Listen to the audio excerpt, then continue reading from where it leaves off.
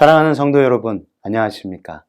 이 시간 하나님의 은혜가 성도 여러분 가정마다 충만히 임하시기를 주님의 이름으로 축원합니다.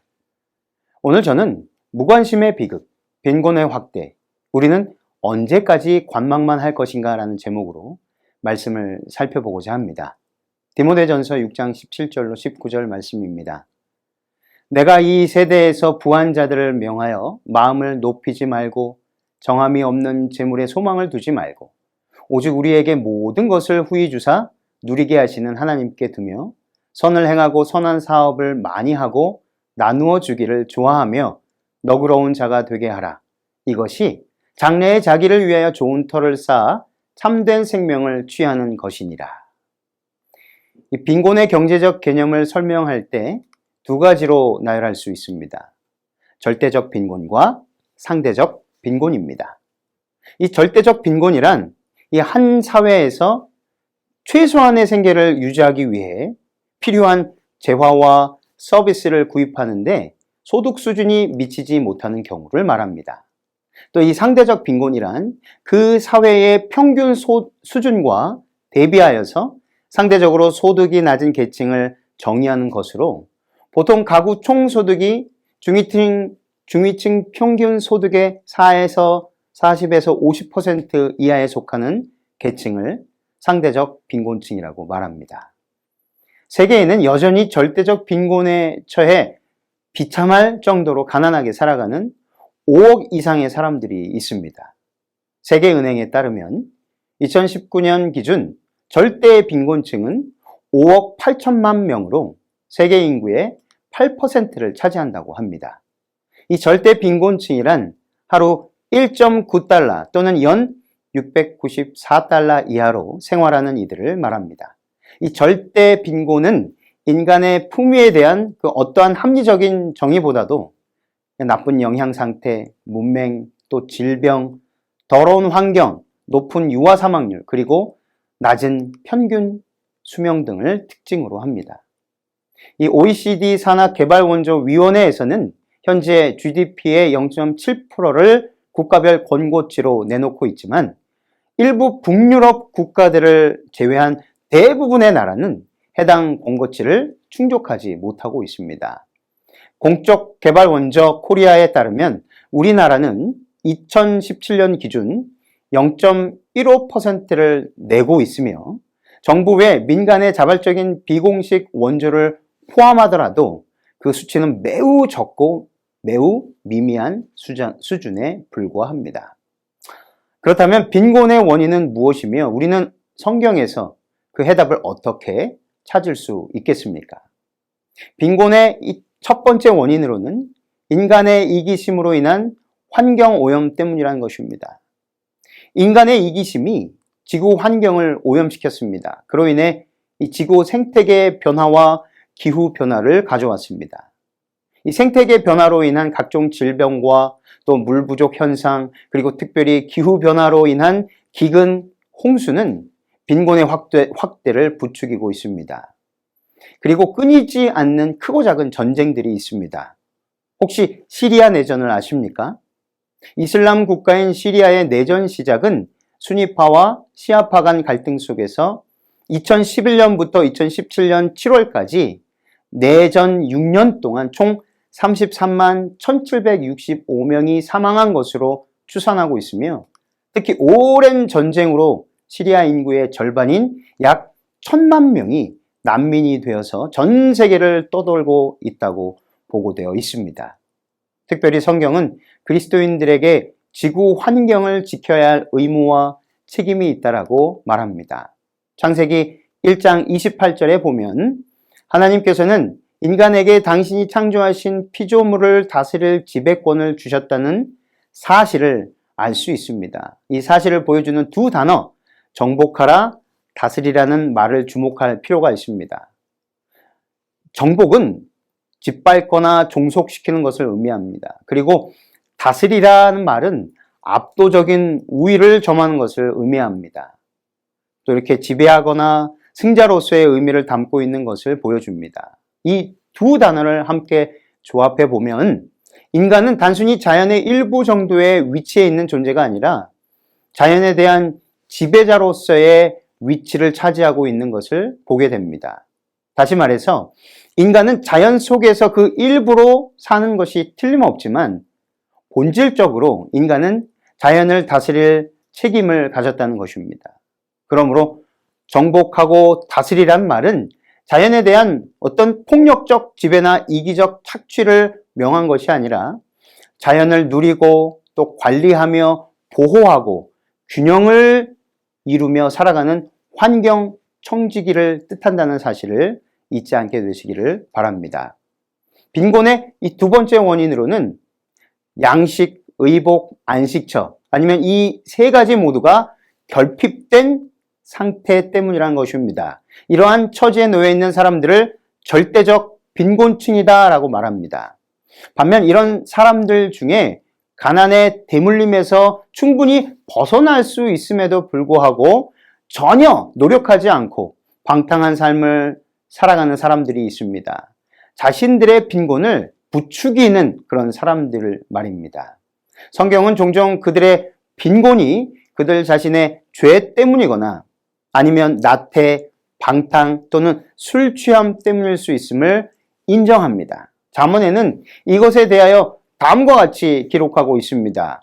게으른 자는 계미에게 가서 그 하는 것을 보고 지혜를 배우라고 권합니다. 잠언 6장 10절 11절에 좀 더 자자, 좀 더 졸자, 손을 모으고 좀 더 눕자 하면 내 빈궁이 강도같이 오며 내 빈곤이 군사같이 이르리라. 잠언 23장 21절에 술 취하고 음식을 탐하는 자는 가난하여질 것이요 잠자기를 즐겨하는 자는 헤어진 옷을 입을 것임이니라. 그러나 성경은 일반적으로 빈곤을 하나의 폐기되어야 할 자발적 사회악으로서 관대하게 보아서는 안 될 것이라고 말합니다.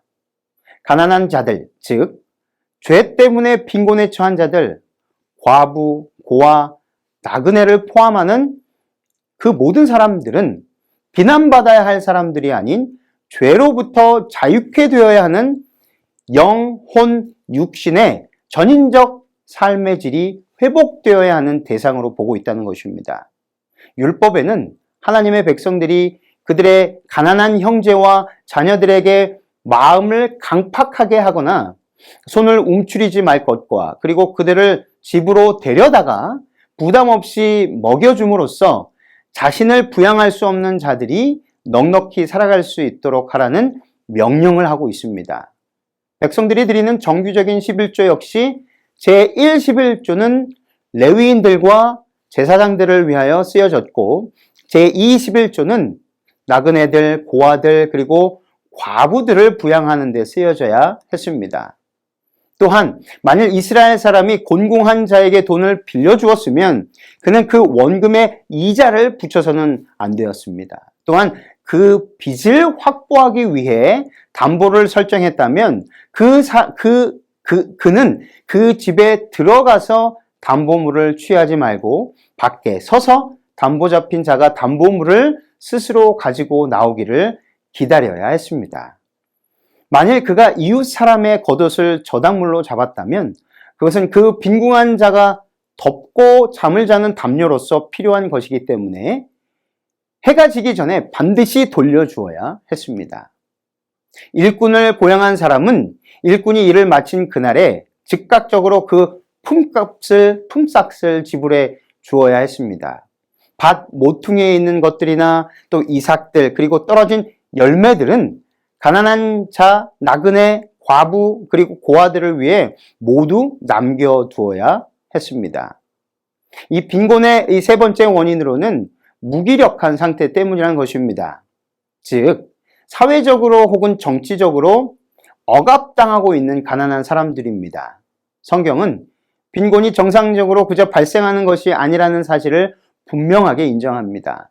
비록 때로는 빈곤의 개인적인 죄악 또는 민족적 불순종 아니면 하나님께서 그들에 대하여 내리신 심판 때문인 경우도 있었긴 해도 그것은 다른 사람들의 죄, 즉 사회적 불평등과 불공정의 상황에 기인하는 것이 보통이었고 그 같은 상황은 가난한 자들 자신 스스로 그것을 바꿀 수 있는 입장에 처해 있지 못했기 때문에 쉽게 악화될 수밖에 없었습니다.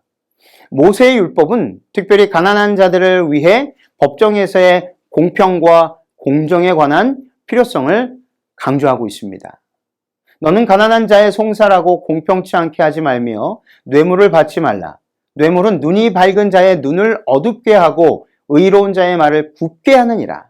너희는 재판을 할 때에 불의를 행치 말며 가난한 자의 편을 들지 말며 세력 있는 자라고 두호하지 말고 공의로 재판할지니 너는 객이나 고아의 송사를 억울하게 말며. 더욱이 이러한 말을 반복해서 들려주는 이유는 그들 자신도 애굽에서 억압받던 때가 있었고 여호와께서 그들을 자유케 주셨기 때문이었던 것입니다.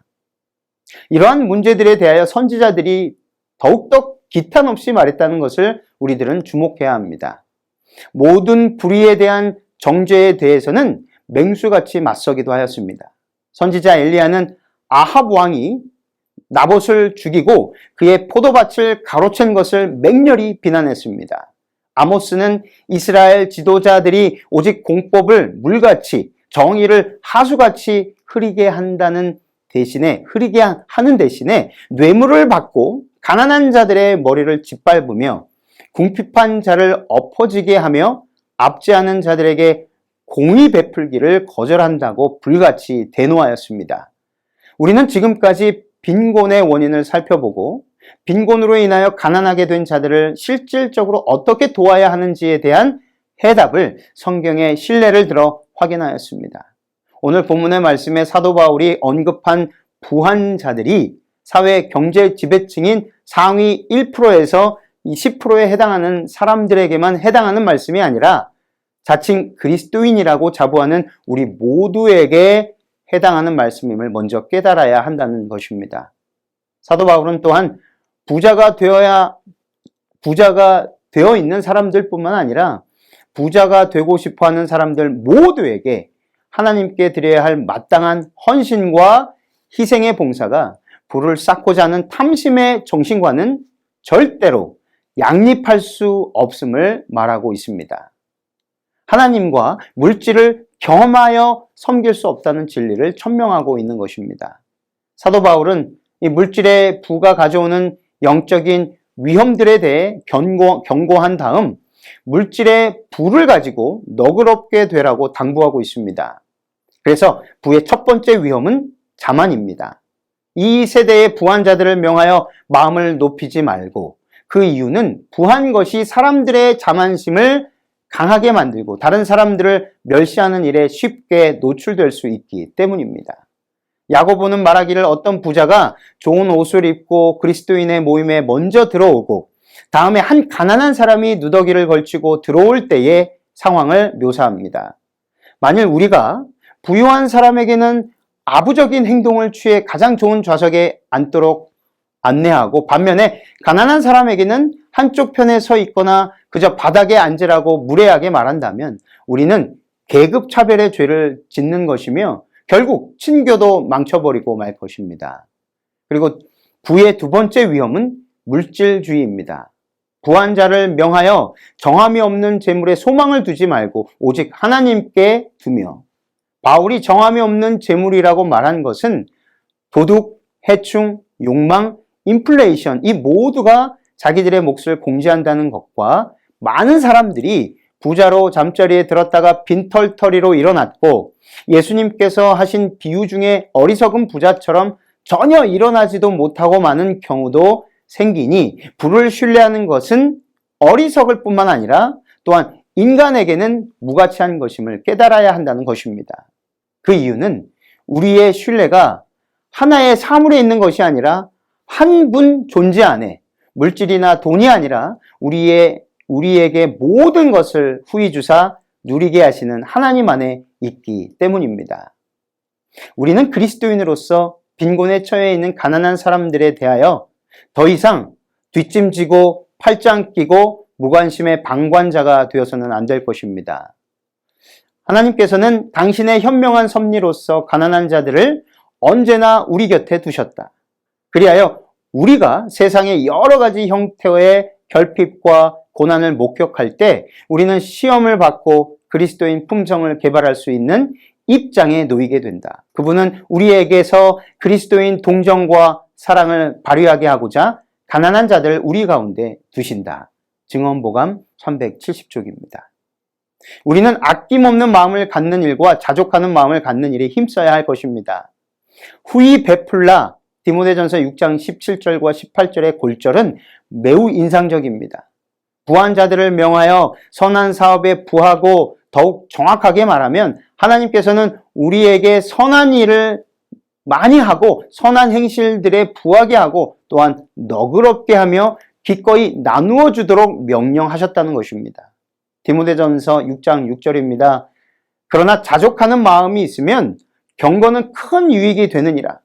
우리가 세상에 아무것도 가지고 온 것이 없음에 또한 아무것도 가지고 가지 못하리니 가난한 자들을 위한 하나님의 뜻을 믿음으로 실천하게 되시기를 바랍니다.